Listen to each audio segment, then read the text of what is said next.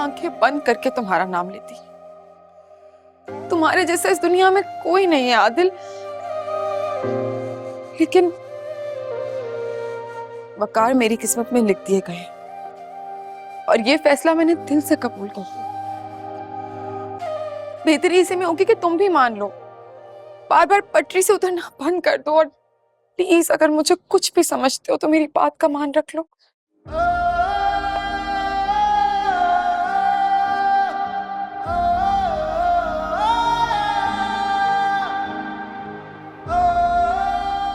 वादा करता हूं तुम्हें मेरी तरफ से शिकायत का मौका नहीं मिलेगा।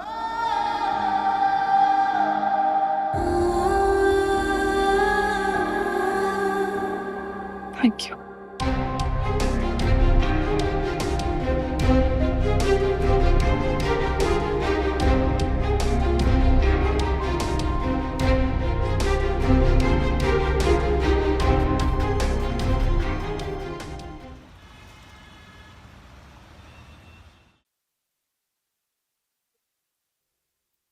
अस्सलाम वालेकुम। वालेकुम अस्सलाम। बेटा सब कुछ ठीक रहा ना? इंशाल्लाह और आगे भी सब बेहतरी होगा इंशाल्लाह। अच्छा एहसन तो सो गया है, मैं थोड़ी देर के लिए पड़ोस में जा रही हूँ।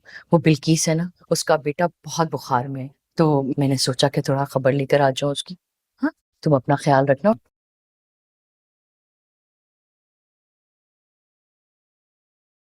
जो भी कहा बहुत अच्छा कहा, बिल्कुल सही बात, ऐसा ही होना चाहिए। कोई काम था? हाँ काम तो है तुमसे, बहुत जरूरी है, बल्कि काम भी है। एक ऑफर है तुम्हारे लिए।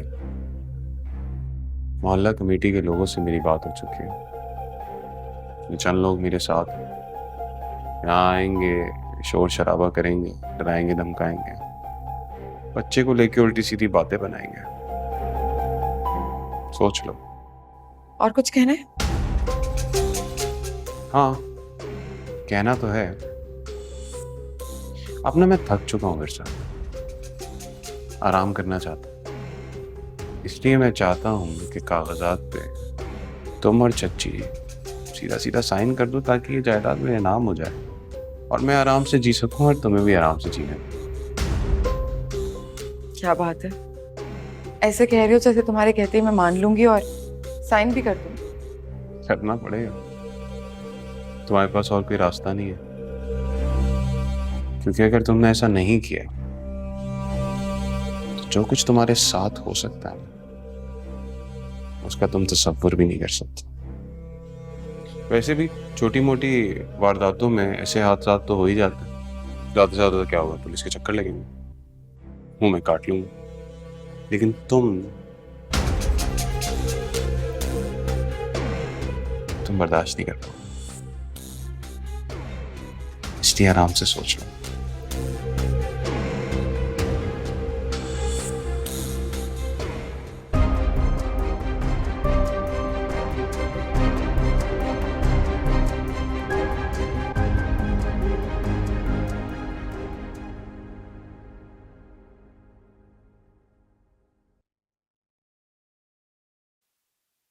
एमन, हमारी जिंदगी में कुछ परेशानियां हमारी किस्मत में लिखी होती हैं, पर ज्यादातर परेशानियां हमारी अपनी पैदा करदा होती हैं। मैं तुम्हारे साथ एक बार फिर दोस्ती का हाथ मिलाने आई हूँ। दोस्ती? मैं पूछ सकती हूँ कि इतनी मेहरबानी किस लिए? हाँ, तुम्हारे बाबा और भाई की हालत तुम्हारे सामने है और तुम लोगों का बिजनेस मुसलसल खसारे में जा रहा है। ये तो काफी मुद्दत से चल रहा है।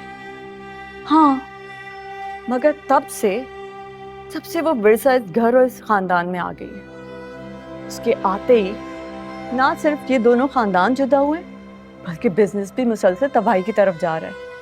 तुम अपने आप को देखो, जब से उसके नजदीक होने लगी हो, तुम्हारी अपनी जिंदगी तबाह और बर्बाद होने लगी है। मैं गलत नहीं कह रही। बताओ, इस घर में पहले ये दुख, रोना धोना, उलझने, परेशानियां पहले कहाँ थी? जब हम दोनों दोस्त हुआ करते थे, कितना सुकून था, हर तरफ खुशियां ही खुशियां थी।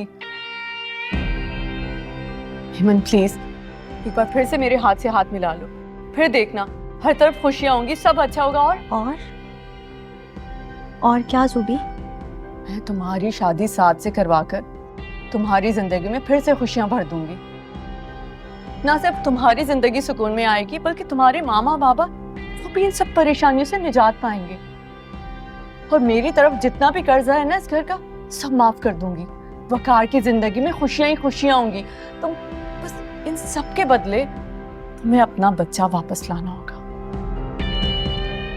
काफी खूबसूरत तकरीर की है तुमने जूबी, मगर विरसा मेरी भाभी ही नहीं बल्कि मेरी दोस्त भी है, और मैं अपनी दोस्त के साथ किसी सूरत भी गद्दारी नहीं कर सकती।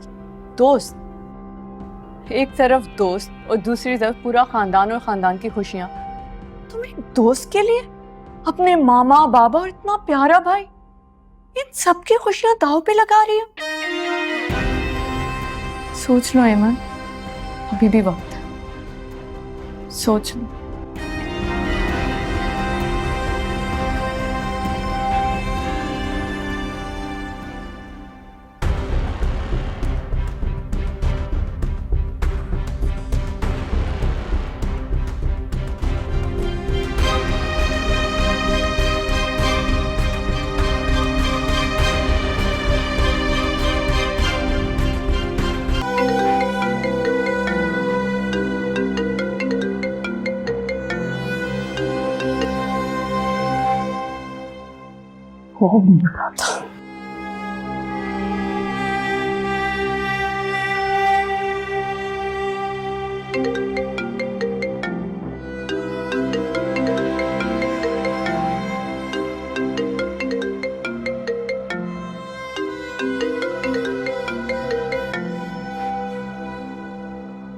हेलो।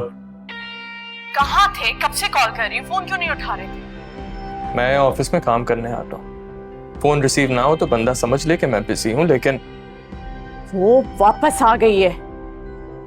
कौन? बिरसा? हाँ बिरसा, और आओ उसे खुद घर से निकालो, वरना ये काम मुझे करना पड़ेगा।